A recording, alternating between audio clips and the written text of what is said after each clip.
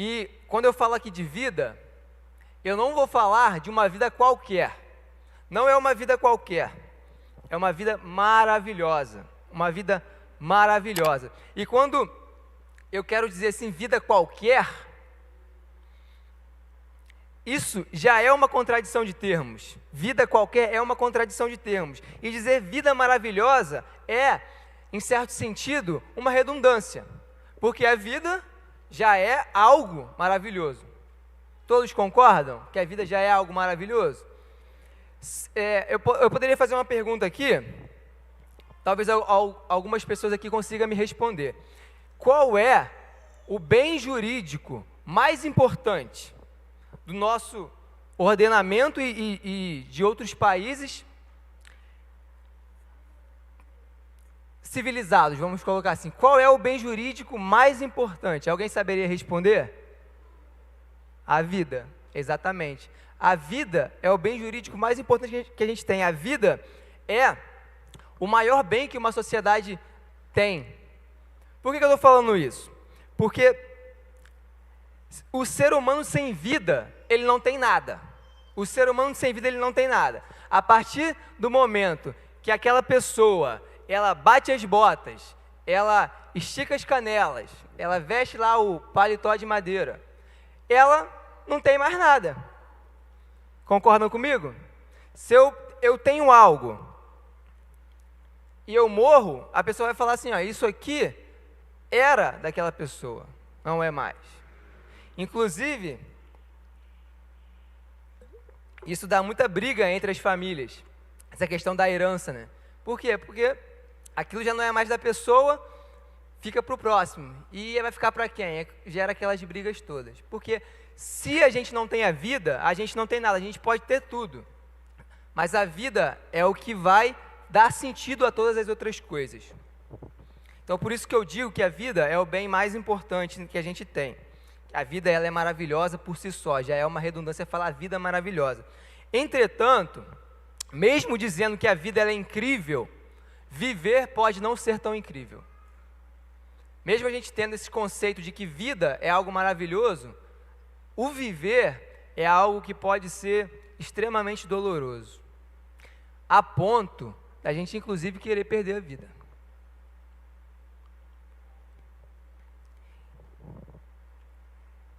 Por isso, eu quero falar aqui não de uma vida qualquer, uma vida que, apesar de incrível, ainda assim pode ser que pessoas queiram perdê-la. Eu não estou aqui para falar de uma vida qualquer, nesse sentido, mas eu estou aqui para falar, essa noite, de uma vida extraordinária, uma vida surreal. Pensa naqueles momentos que vocês viveram lá no retiro e vocês pensem no melhor momento que você viveu. É esse sentimento, isso é um pouco dessa vida surreal que eu estou falando.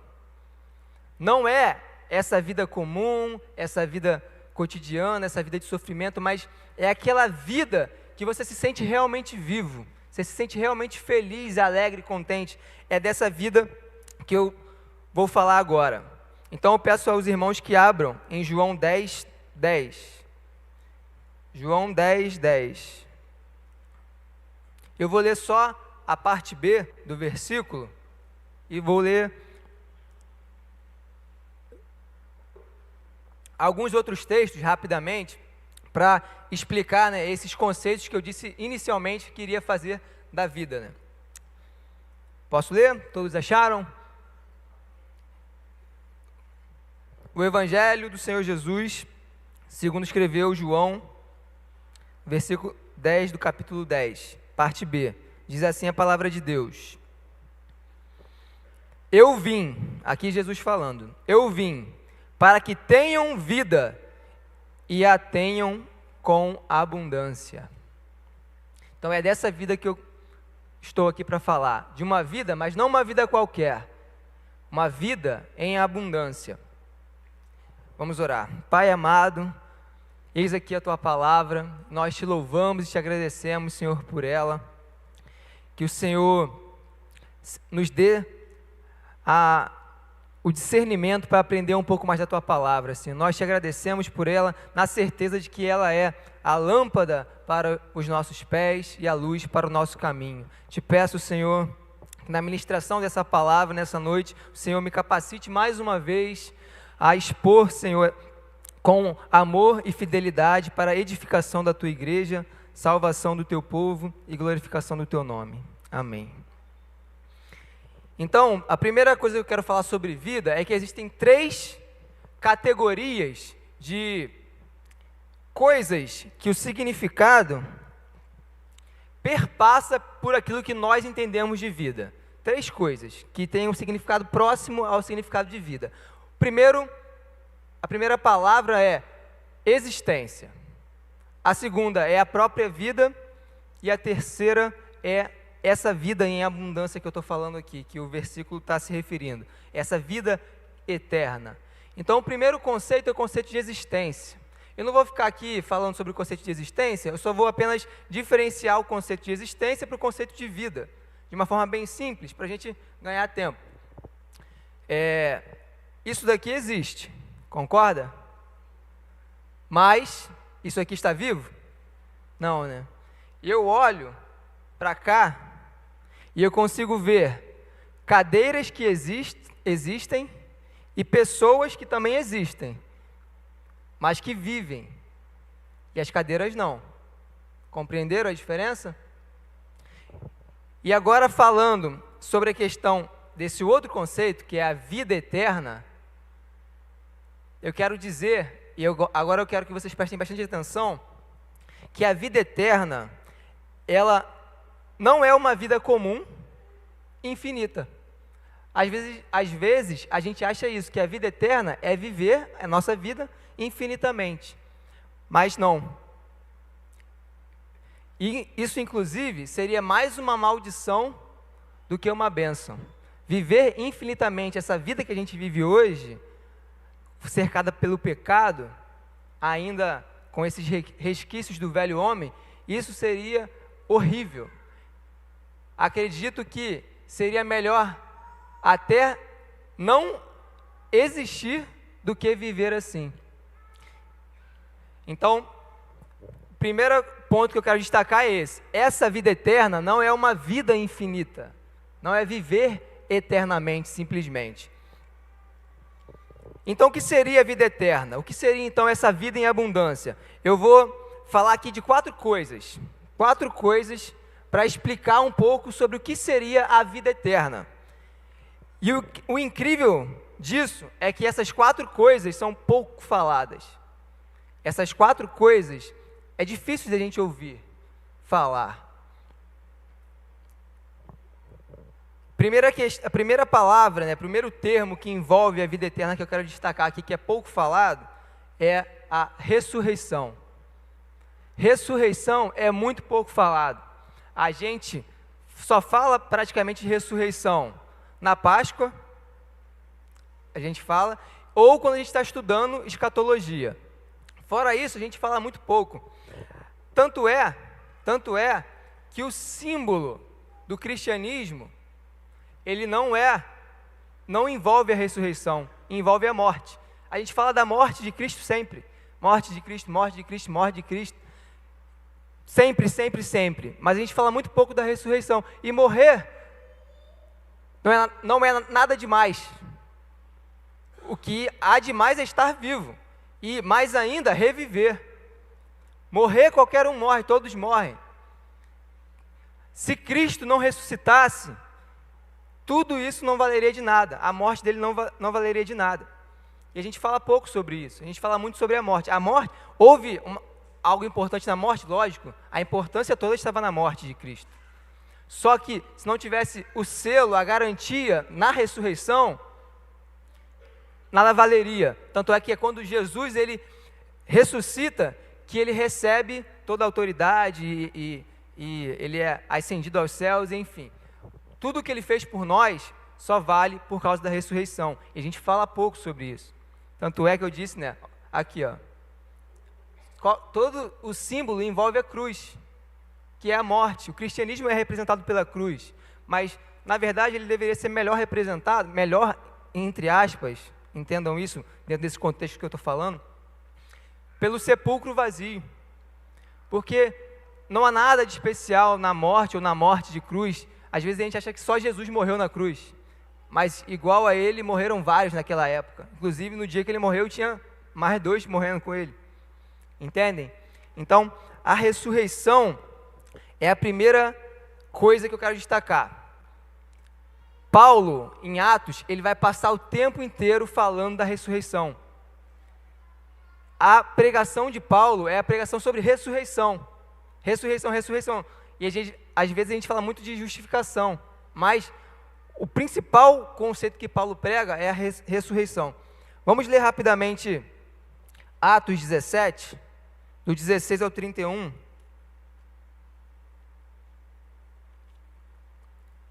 Diz assim, eu vou lendo aqui para a gente ir ganhando tempo. E enquanto Paulo os esperava em Atenas, o seu espírito se comovia em si, vendo a cidade tão entregue à idolatria, de sorte que disputava na sinagoga com os judeus e religiosos, e todos os dias na praça com os que se apresentavam. E alguns dos filósofos epicureus e estoicos contendiam com ele. Uns diziam, que quer dizer este paroleiro? E outros, parece que é pregador de deuses estranhos, porque lhes anunciava a Jesus e a ressurreição. E tomando-o, o levaram ao Areópago, dizendo, poderemos nós saber que nova doutrina é essa de que falas? Pois coisas estranhas nos trazes aos ouvidos. Queremos, pois, saber o que vem a ser isso. Pois todos os atenienses e estrangeiros residentes de nenhuma outra coisa se ocupavam, senão de dizer e ouvir alguma novidade. E estando Paulo no meio do Areópago, disse, varões atenienses, em tudo vos vejo um tanto supersticiosos, porque passando eu e vendo os vossos santuários, achei também o altar em que estava escrito, ao Deus desconhecido.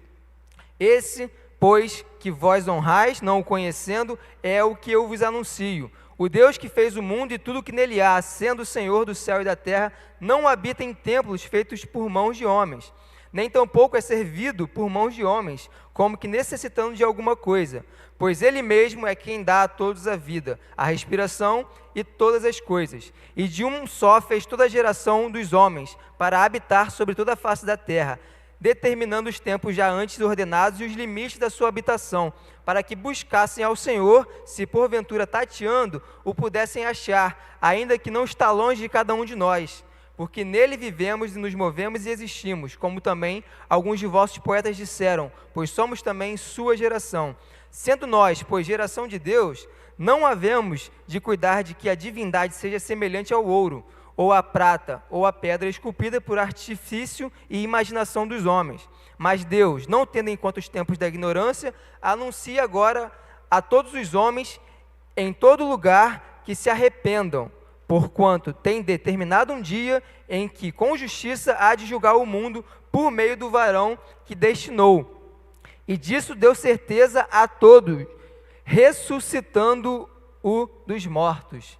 Então Paulo faz todo um evangelismo aqui e no final ele diz assim, ó, isso tudo que Jesus fez, ele deu certeza. Como? Deus deu certeza. Como? Ressuscitando Jesus dos mortos. Então vocês podem confiar de que tudo isso que Jesus fez é garantido porque Jesus ressuscitou dos mortos. Aí o que acontece? E como ouviram falar da ressurreição dos mortos, uns escarneciam e outros diziam, acerca disso te ouviremos outra vez. E assim Paulo saiu do meio deles. Todavia, chegando alguns varões a ele, creram, entre os quais estava Dionísio, o Areopagita, e uma mulher por nome Dâmaris, e com eles outros. Existe outro versículo que eu vou pedir para projetar rapidinho, que é Romanos 8:11. A ressurreição de Jesus é uma ressurreição que ela é incomum, ela não é uma ressurreição comum. E ela é uma ressurreição que dá não só a garantia do que ele fez, mas do que ele vai fazer. Qual é a garantia do que ele vai fazer? Assim como ele ressuscitou, nós também seremos ressurretos, ó.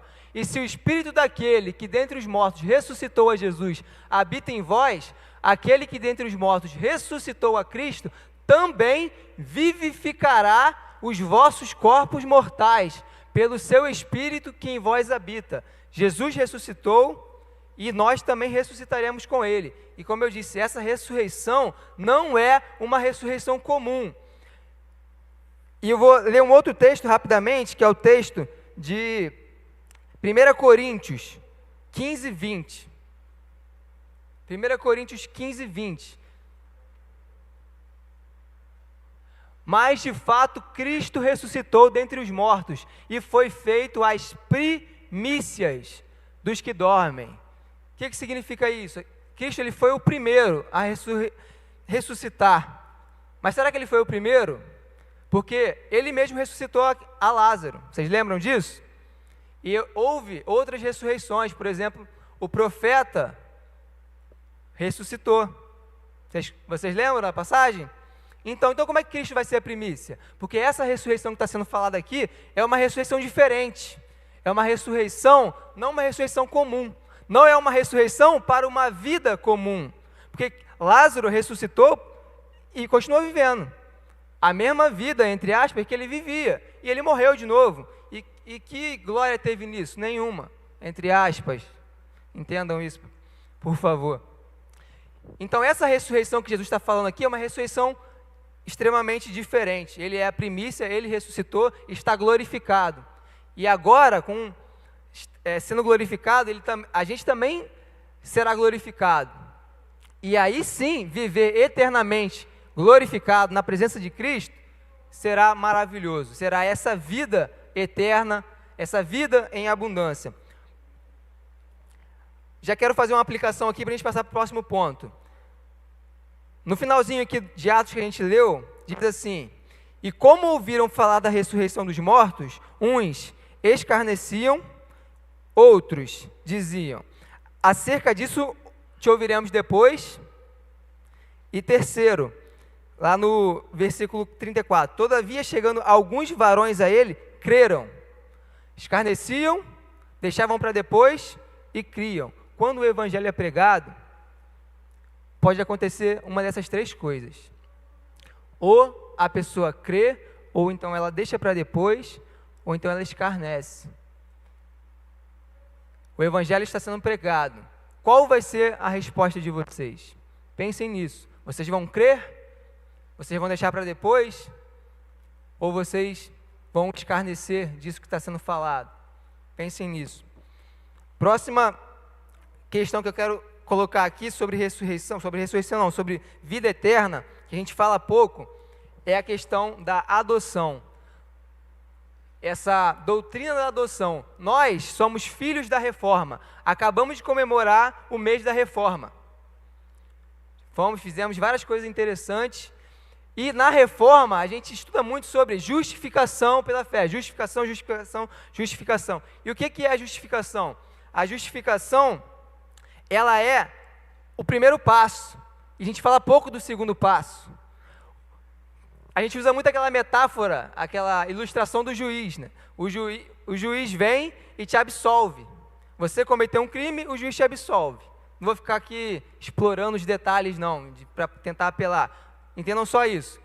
Você cometeu um crime, o juiz foi lá e, de alguma forma, ele te absolveu ali, justamente. Isso é a justificação. Agora, a adoção imagina, você cometeu um crime, o juiz, ele te absolve, e além de te absolver, ele fala assim, agora você vai morar comigo, e você vai partilhar de tudo que eu tenho. Entendem como é diferente? A adoção é a doutrina que envolve essa questão da vida eterna, dessa vida em abundância. Quando Deus ele promete uma vida em abundância, Ele não promete para a gente apenas nos justificar, apenas entre aspas, mas nos adotar. Então, não é simplesmente te justificar, é te receber como filho. Então, você, como sendo um co-herdeiro agora com Cristo, vai receber milhares de bênçãos. Isso é vida em abundância. Isso é a vida eterna. Não só a justificação, mas a adoção. Vamos falar mais também da adoção, que é uma doutrina importante. A aplicação que eu quero fazer aqui é em Efésios 1, 3 ao 14.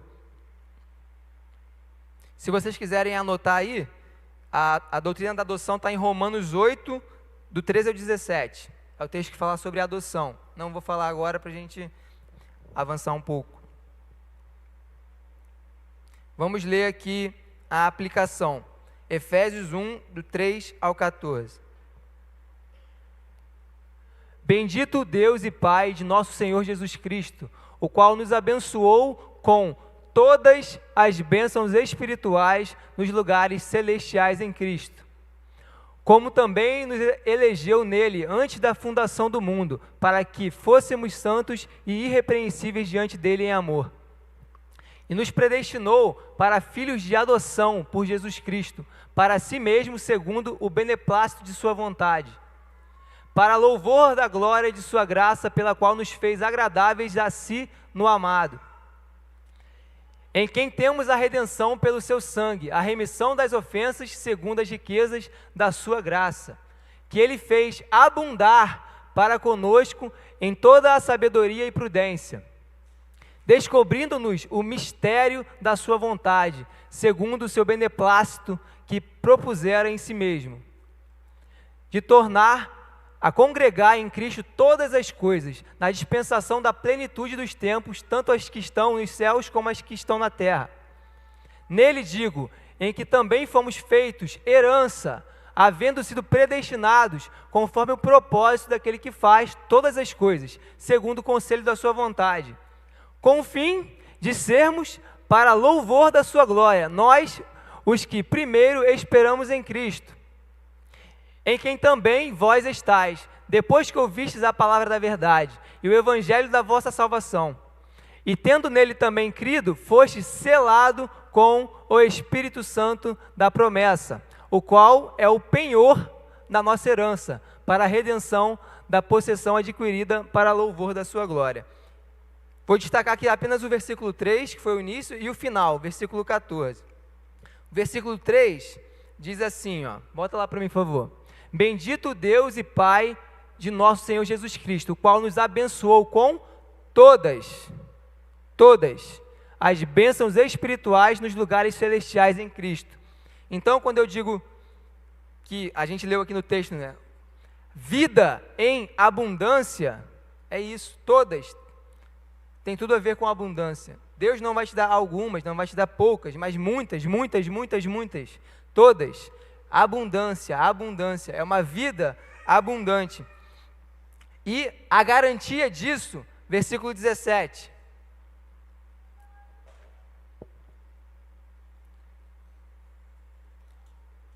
Deixa eu abrir aqui a minha Bíblia rapidinho.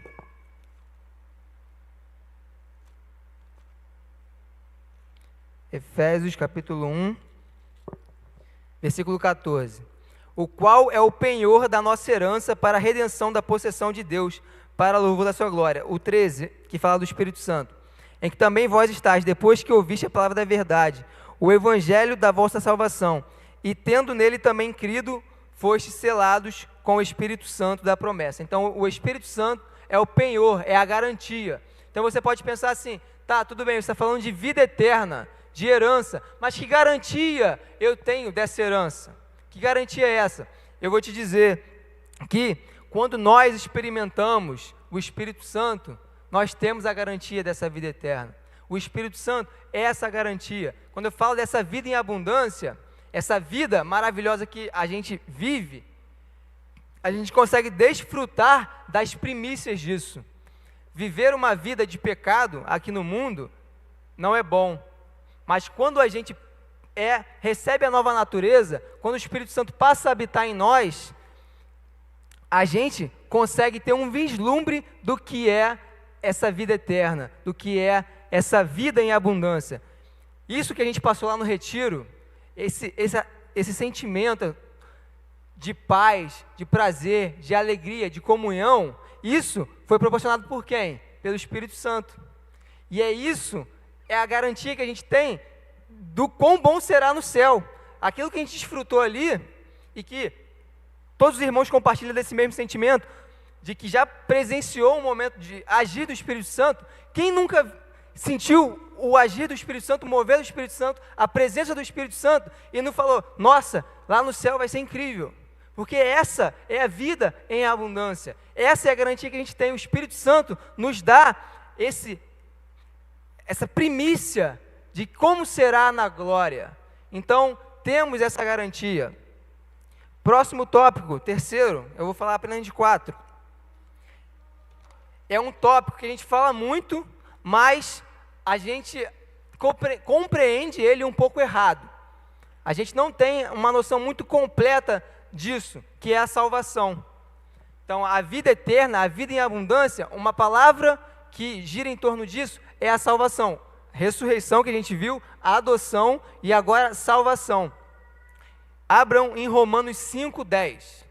Porque a gente acha que ser salvo é apenas, entre aspas, ir para o céu, no sentido de ser livrado do inferno. E diz assim em Romanos 5:10: porque se nós, sendo inimigos, fomos reconciliados com Deus pela morte de seu Filho, muito mais, tendo sido já reconciliados, seremos salvos pela sua vida.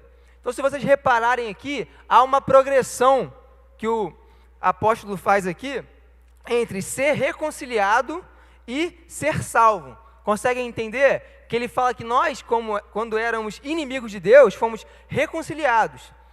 Imagina agora que estamos reconciliados, ser salvos. A gente atribui muito o significado da reconciliação à salvação. Aí que está o erro. Porque ser salvo não é só estar reconciliado. Ser salvo é muito mais. A gente, já aplicando aqui, tem muito medo de ir para o inferno, porque a gente não quer sofrer. A nossa vontade de ir para o céu não é de estar com Cristo. A nossa vontade de ir para o céu é não ir para o inferno, é não sofrer. Se existisse uma possibilidade de você ir para o céu, todo cheio de maravilhas e maravilhas e maravilhas e maravilhas, e não sofrer nada, e Cristo não estar lá, talvez seria suficiente para nós, porque o nosso objetivo não é estar com Cristo, o nosso objetivo é não sofrer muitas vezes, um objetivo errado. Então, a gente trata a salvação apenas como uma reconciliação, só que Deus, Ele não apenas nos reconciliou,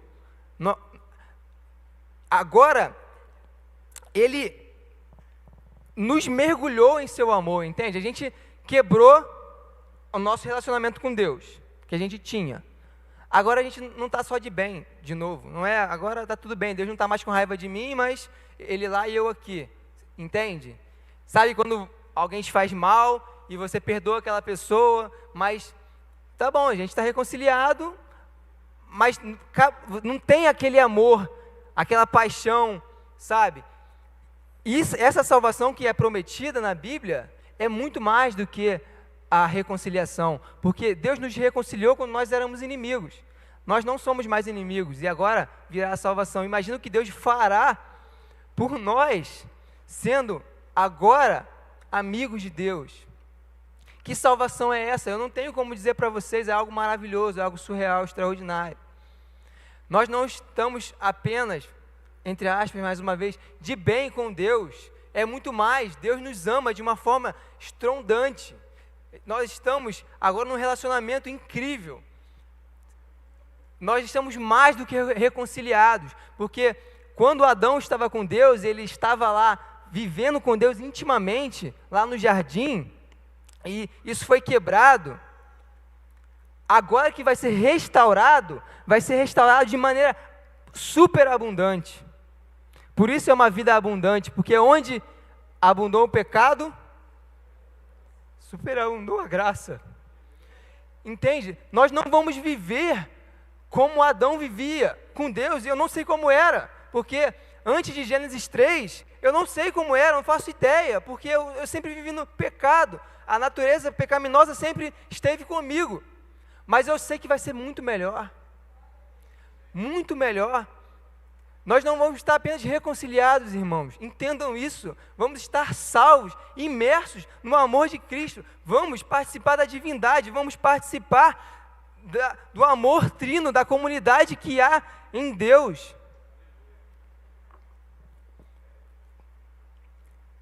não tenham apenas o medo de ir para o inferno e queiram ir para o céu só para não ir para o inferno, queiram ir para o céu para estar com Deus.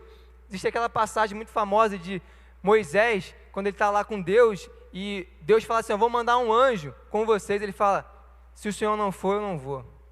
É isso, não importa se Deus vai mandar um anjo para ficar com a gente, a nossa vida vai ser uma maravilha. Eu não quero um anjo, eu quero o Senhor Jesus Cristo. Ele é meu noivo, Ele é meu amado.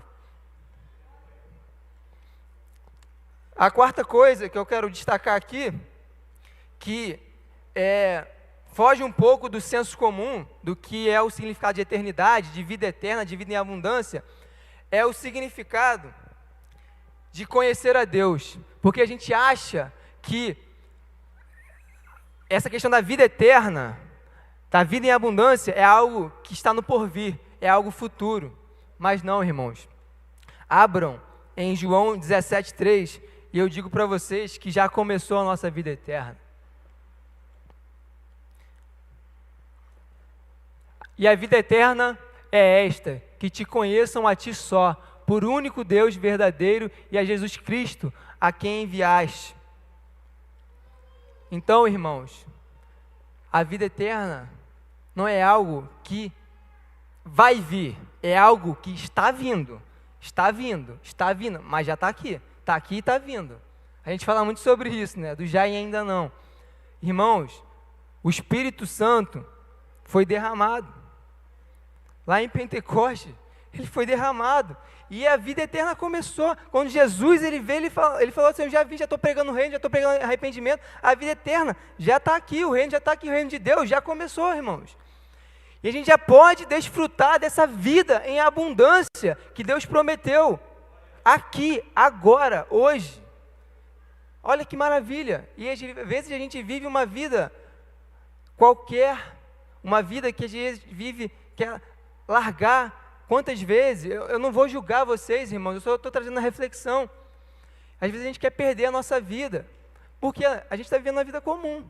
Porque se você viver uma vida extraordinária, pode vir sofrimento, pode vir dor, pode vir o que for, que o Espírito Santo vai falar que tudo isso é maravilhoso. Porque sofrer por Cristo é maravilhoso. Paulo, que escreveu isso aqui, ele estava louvando de alegria na prisão. E às vezes a gente está resmungando e está querendo se matar por muito menos. Igual Jonas, eu vou me matar porque o Senhor matou a minha sombra, a plantinha. Às vezes Deus tira algo da gente, que a gente, não quero mais viver, porque Deus tirou. Deus é tudo para você. Se Ele tirou, amém, glória a Deus, porque não vai faltar. Ele é seu pastor, nada vai te faltar, irmão. Ele sabe tudo o que você precisa.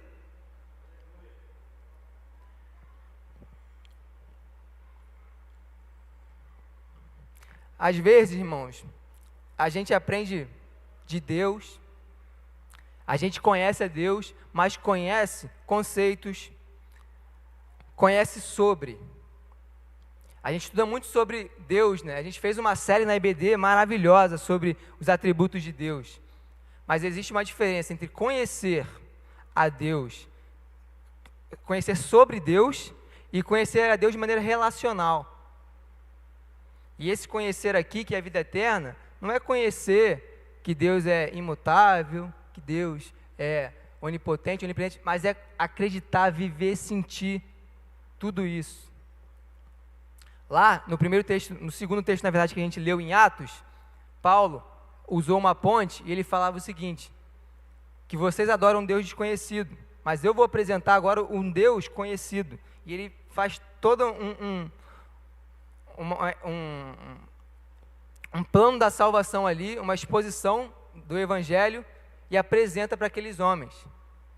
E eu falo, quantas vezes ou quantas pessoas podem estar aqui hoje e estar adorando um Deus desconhecido? Assim como os atenienses. Esse foi o erro que Paulo criticou lá, né, e ele usa como ponte. Será que nós não estamos aqui adorando um Deus desconhecido como eles? Você conhece a Deus, irmão? Tem certeza? Porque às vezes a gente pode falar assim, eu conheço fulano de tal, mas eu nunca vi, nunca conversei, não sei quem é, eu conheço de ouvir falar, de ver, mas você conhece mesmo, você se relaciona, você sabe? Às vezes não, às vezes você está vivendo com um Deus desconhecido. E às vezes, para conhecer, Deus te coloca na aprovação, assim como Ele fez com Jó. E Jó deixou de ouvir falar para conhecer, para ver, para sentir. Será que você toparia passar pelo que Jó passou para ter o que ele teve no final? É difícil, irmão, é difícil. O próprio Jesus, tudo que estava proposto para ele, ele topou fazer o que ele fez, sofrer o que ele fez. Então, irmãos, a vida eterna é esta: conhecer a Deus, conhecer a Cristo e conhecer de verdade, ter um relacionamento. E eu concluo agora a mensagem de hoje com uma aplicação final.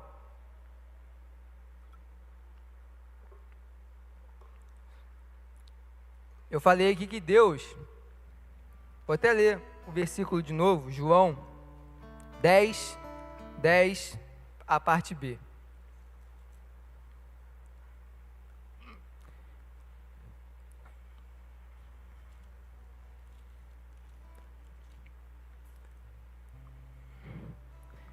Jesus disse assim, ó: eu vim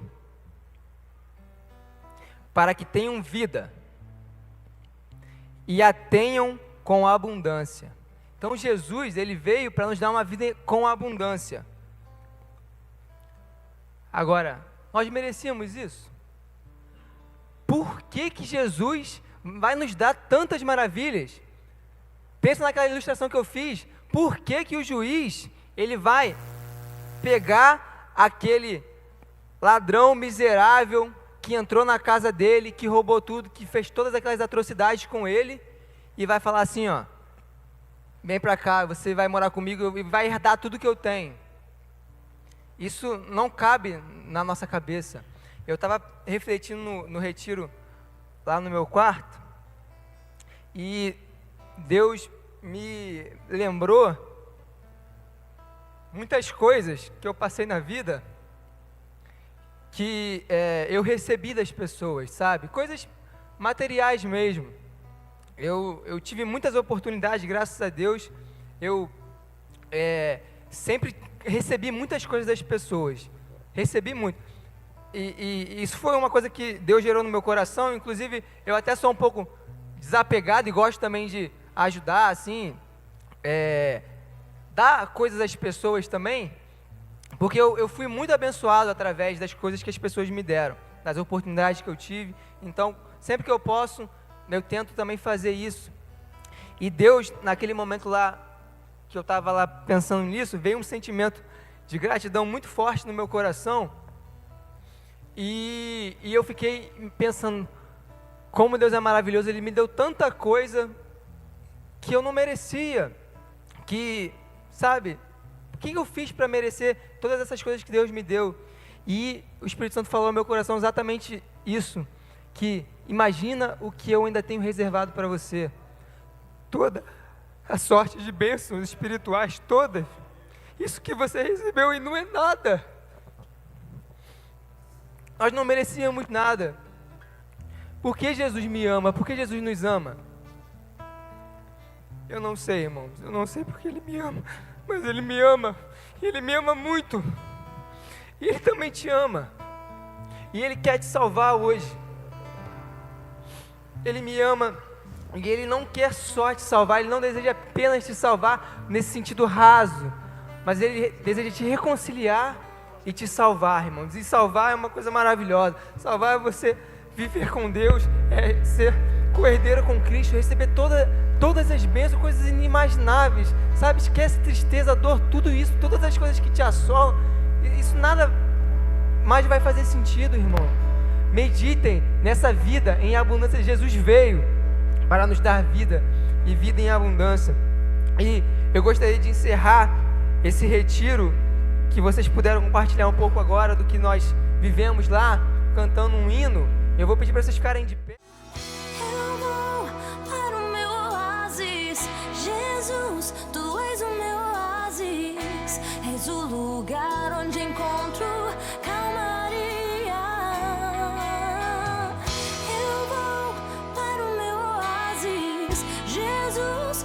és o meu oásis, meu porto